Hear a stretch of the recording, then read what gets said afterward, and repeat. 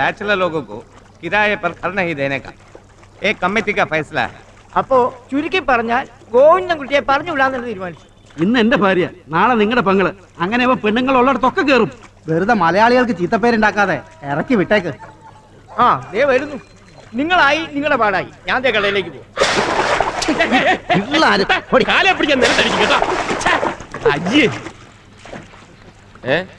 ഇതെന്താ ഇവിടെ ഒരു മീറ്റിംഗ്?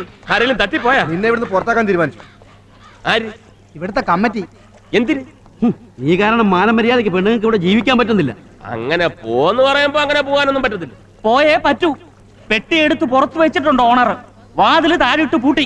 ഇത് എവിടുത്തെ ന്യായം? ഇവിടുത്തെ ന്യായം. നീ പോടാ, നീ പോടാ. കുത്തി കൊടലിയാലെടുക്കും. കൊല്ലംകാരുടെ സ്വഭാവം നിനക്കൊന്ന് പറഞ്ഞുകൂടാ.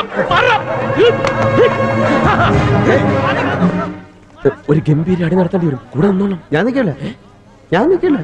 കാരണം കൂടുതൽ പെർഫോമൻസ് കാണിച്ച കന്യാകുമാരി മുതൽ കാശ്മീർ വരെയുള്ള യുവന്മാരുടെ ഇടികൊണ്ട് നിന്റെ ഷേപ്പ് മാറുന്ന ഞാൻ കാണേണ്ടി വരും. ഞാൻ നിൽക്കില്ല. എനിക്കൊരു കാര്യം സംസാരിക്കാനുണ്ട്. ഞാൻ നിൽക്കില്ല. ഞാൻ പോയിക്കോളാം.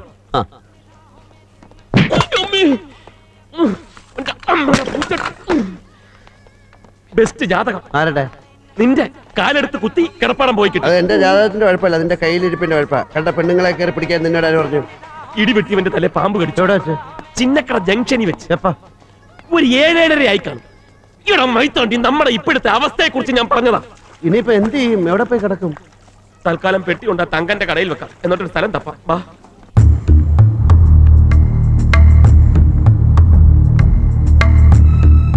വെറുതെ പേടിപ്പിക്കാൻ ഓരോ മുഖം ഉണ്ടാക്കി വെച്ചേക്ക.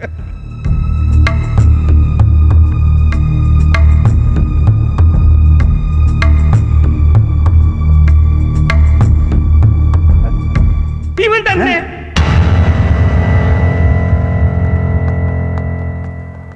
എന്റെ മുഖത്ത് എഴുതി വെച്ചിട്ടുണ്ടോ ഞാനൊരു വിവരം കെട്ടവനാണെന്ന്? എഴുതി വെച്ചിട്ടില്ല. എന്തായടോ ആ പുതുവാളുടെ കാര്യം? അയാളെ കണ്ടോ? കണ്ടു. എന്റെ മുതലാളി ഒരു കുപ്പി കള്ളിന് വേണ്ടി എന്ത് തന്തയില്ലായ്മയും കാണിച്ചോണ്ട് നടന്നിട്ടവനാവൻ. ഇപ്പൊ ഏതോ അമ്പലത്തിലോ പള്ളിയിലോ പോയി ധ്യാനിച്ച് കള്ളുകൂടി നിർത്തി സത്യവും ധർമ്മവും പറഞ്ഞോണ്ട് നടക്കുക. 10-30,000 മലയാളികളുള്ള ഈ ബോംബെയിൽ മുതലാളി അയാളുടെ മുപ്പിൽ തെറ്റെന്ന് ചാടിയല്ലോ. മുതലാളിയുടെ കഷ്ടകാലവും നല്ലത് ഞാൻ എന്താ പറയാ.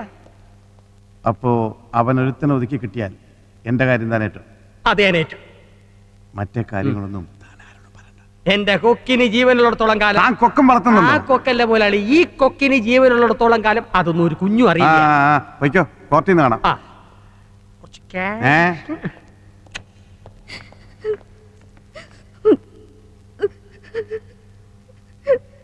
നീ കരയണ്ട. ആ കാശടിക്കാൻ വേണ്ടി ഗോവിന്ദൻകുട്ടി അവന്റെ കൂടെ ഉള്ളവരും ചേർന്ന് എന്നെ ഒറ്റിക്കൊടുത്തതാ. പക്ഷെ അത് അവന്മാർക്ക് കിട്ടാൻ പോകുന്നില്ല. ഞാൻ കാശെടുത്ത് അവിടെ നിന്ന് മാറ്റി. എനിക്ക് സമാധാനമായി. ചേട്ടൻ അത് എവിടെ വെച്ചിരിക്കുന്നേ? ഞാൻ പുറത്തു വരുന്നത് വരെ അതാരും അറിയാൻ പോകുന്നില്ല. അയ്യോ, ഈശ്വരനാണ് സത്യം. ഞാൻ കൊന്നു അറിഞ്ഞൂടാ. നിങ്ങളാ ചതിച്ചതെന്നാ അങ്ങനെ പറയുന്നേ? എന്റെ പൊന്നു പെങ്ങളെ. പിന്നെ ഒന്നുകൂടെ പറഞ്ഞു, കേസ് തോക്കുന്നുണ്ടായാൽ ഒറ്റയ്ക്കകത്ത് പോവില്ല, കൂടെ കൂട്ടുനിന്ന് നിങ്ങളും ഉണ്ടാവും പറഞ്ഞു.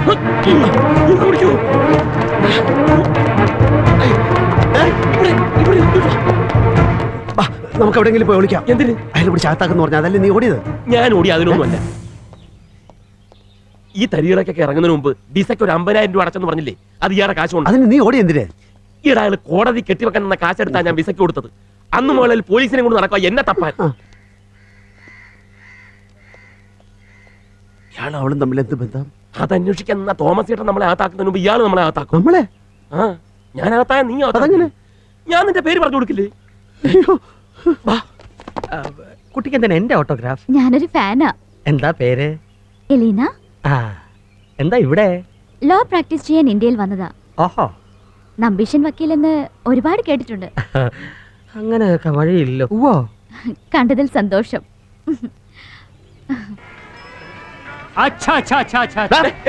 വരെയല്ലേ പറഞ്ഞു മനസ്സിലാക്കി. അച്ഛനെ വിളിച്ചതല്ല, അച്ഛന്ന് പറഞ്ഞത്. അച്ഛന്ന് പറഞ്ഞ ഹിന്ദി നല്ലത്. വലിയ മെനക്കേട് തന്നെ നിന്റെ കാര്യം. ചേട്ടാ ആ പെട്ടി ഞെട്ടെ. നിനക്ക് ഇംഗ്ലീഷ് വായിക്കാൻ അറിയാമല്ലോ, നീ ഇതൊന്ന് കൂട്ടി വായിച്ചേ. തമ്പുരാന് വന്ന ടെലഗ്രാം. അമേരിക്കൻ അദ്ദേഹത്തിന്റെ കൊച്ചുമോനും ആരാണ്ട് വരുന്നെന്ന്. വണ്ടി അയക്കണമെന്നും വല്ലതും എഴുതിയിട്ടുണ്ടോ നോക്കി.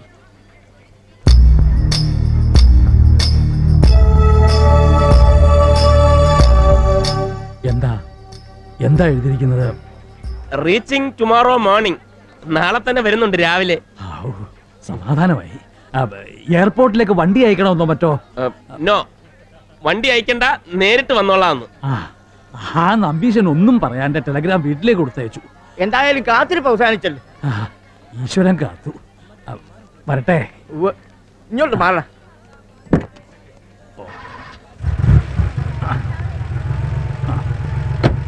എന്താടാ സ്ഥലം വല്ലതും കിട്ടിയോ? കിട്ടിയതുപോലെ തന്നെ. ചേട്ടനാ പെട്ടിയെന്ന് എടുത്ത്. നീ എന്തിനാ അയാളോട് ഞാൻ തന്നെ എടുത്തോളാം. അയാളോട് കള്ളം പറഞ്ഞു? 6 മാസം കഴിഞ്ഞ് അയാളുടെ കൊച്ചവും വരുന്നല്ലേ അതിൽ എഴുതിയിരിക്കുന്നത്. എന്ന് നിന്നോട് ആര് പറഞ്ഞു? ഞാൻ കണ്ടല്ല. അല്ല, അയാളുടെ കൊച്ചു വന്ന ആളെ. അതെങ്ങനെ? നീയാണ് അയാളുടെ കൊച്ചുമോൻ. ഞാൻ എങ്ങനെ അയാളുടെ കൊച്ചുമോനാവും? പറയാം. നീയാണ് കുഞ്ഞുണ്ണി. ഞാൻ ഈട കൈ 10 കാശില്ല. തോമസ് കുഴപ്പിച്ച പോലീസ് നമ്മളെ തപ്പും. തോമസ് എന്തിന് തപ്പുന്നത്? ഈട പോലീസ് തപ്പുന്നു. തെരുവിൽ കിടക്കാതിരിക്കണമെങ്കിൽ ഈ ഒരു വഴിയേ ഉള്ളൂ. അയാളുടെ കൊച്ചുമോൻ 7 വയസ്സിലെങ്ങാണ്ട് വീട് വിട്ടു പോയതാ. കണ്ണ് കണ്ടുകൂടാത്തതുകൊണ്ട് അവനിപ്പോ എങ്ങനെ ഇരിക്കുമെന്ന് ഇവർക്ക് അറിഞ്ഞൂടാ.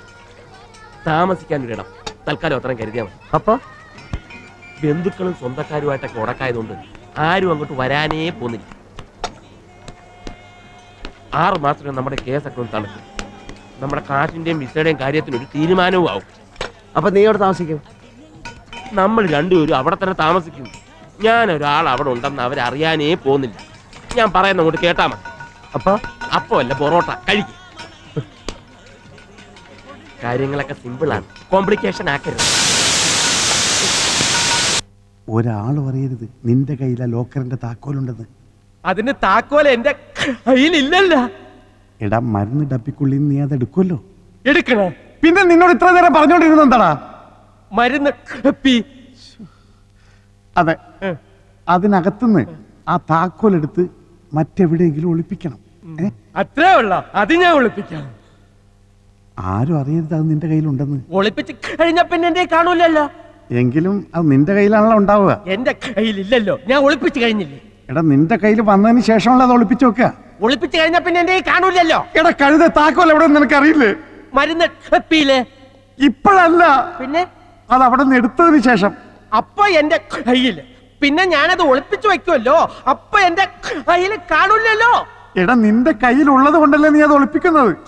ഒളിപ്പിച്ചു വെക്കുന്നുണ്ടല്ലേ കയ്യിലില്ലാന്ന് പറഞ്ഞത്.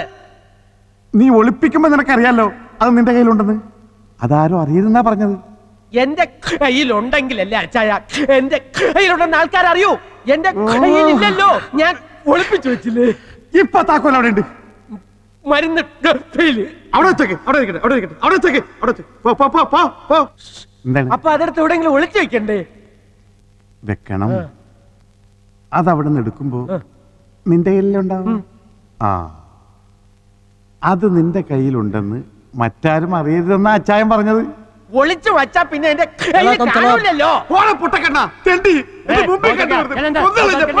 ഇതാ പറഞ്ഞത് അച്ചായൻ മണ്ടനാണെന്ന്.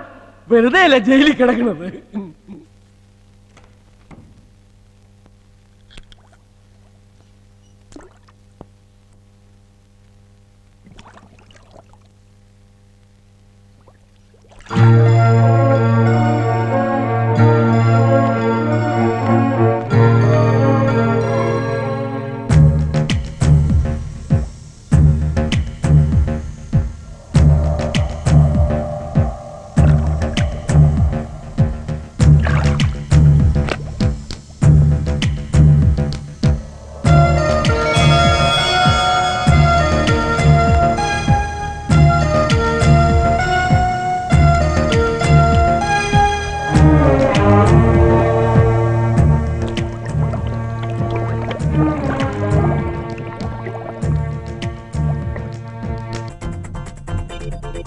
കാക്കക്കുയിലേ